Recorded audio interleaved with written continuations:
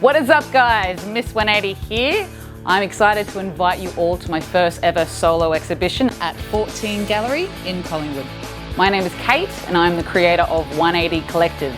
So 180 Collective is the fusion of calligraphy, street art and mental health awareness, and this show is nothing different. My solo show, Awareness for Rebellious, tells the story of the 5 key milestones I have had to go through when overcoming depression. The opening night for the show will be on Friday, 1st November, where there'll be live music, live auctions and visual projections. The real magic will happen on Saturday. We'll be hosting wellness, holistic and creative classes from 9 a.m. till 10 p.m. This is where the community comes together and we'll learn practical and real life tools to help you and your loved ones overcome the adversities that life may bring. And to end the show on the Sunday, we're going to be hosting a live podcast with special guests talking about mental health awareness.